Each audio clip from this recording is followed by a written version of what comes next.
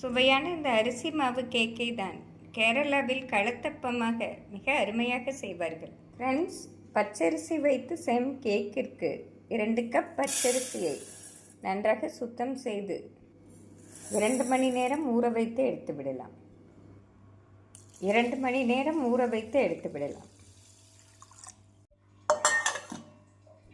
1/4 cup அவலை 10 நிமிடம் ஊற வைத்து எடுத்து விடலாம். அவலை நன்றாக சுத்தம் செய்து 10 நிமிடம் ஊற வைத்து எடுத்து விடலாம். ஃப்ரெண்ட்ஸ், அரிசி கேக் செய்வதற்கு 2 கப் வெல்லம் எடுத்து விடலாம். வெல்லத்தை பாத்திரத்தில் சேர்த்து சிறிதளவு தண்ணீர் சேர்த்து கொதிக்க வைத்து விடலாம். 1/4 கப் தண்ணீர் சேர்த்து கொதிக்க வைத்து விடலாம். வெல்லம் நன்றாக கொதித்து கரைந்து வரவும் வடிகட்டி மாவில் சேர்த்து விடலாம். ஃப்ரெண்ட்ஸ், அரிசி 2 மணி நேரம் நன்றாக ஊறி வந்து விட்டது. தண்ணீரை வடித்து விடலாம். மிக்ஸி ஜாரில் சேர்த்து விடலாம்.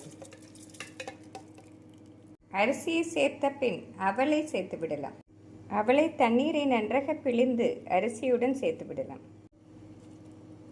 அவல் சேர்த்த பின் சிறிதளவு தேங்காய் சேர்த்து விடலாம்.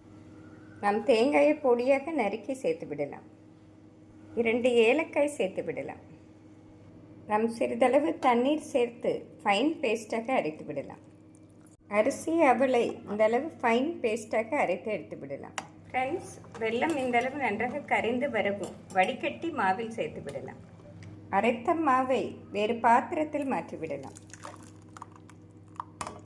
ஃப்ரெண்ட்ஸ், வெல்லப்பாக்கு வெது வெதுப்பாக இருக்கும் பொழுதே வடிகட்டி மாவில் சேர்த்து விடலாம்.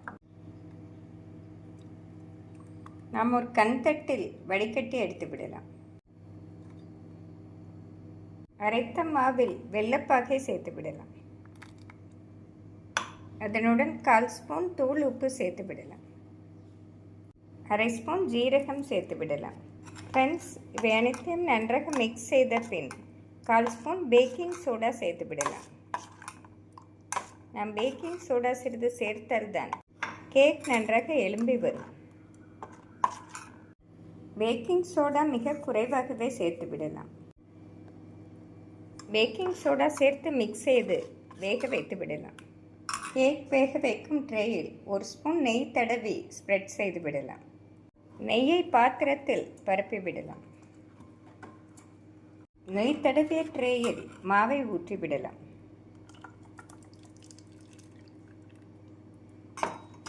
கடாயில் தண்ணீர் ஊற்றி கேக் பாத்திரத்தில் வைத்து மிதமான தீயில் 20 நிமிடம் வேக வைத்து எடுத்து விடலாம்.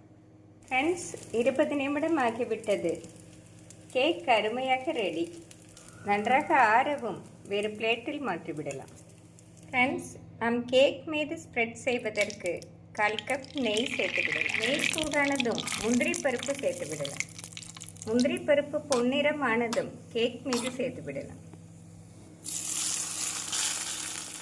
நெய்யில் முந்திரி பருப்பு வறுத்து சேர்ப்பதால் கேக் மிக சுவையாக இருக்கும். கேக் ஆறவும் சிறு துண்டுகளாக போட்டுவிடும். நாம் பச்சரிசி வைத்து செய்யும் கேக் அருமையாக ரெடி.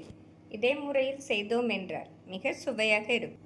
நாம் அவல் சேர்ப்பதால் மிக சாஃப்டாக இருக்கும். சுவையான இந்த அரிசி மாவு கேக்கை தான் கேரளாவில் களத்தப்பமாக மிக அருமையாக செய்வார்கள். ஃப்ரெண்ட்ஸ், மிக எளிமையாக செய்யக்கூடிய பச்சரிசி கேக்கை செய்து பார்த்து எப்படி இருக்கிறது என்று கூறுங்கள்.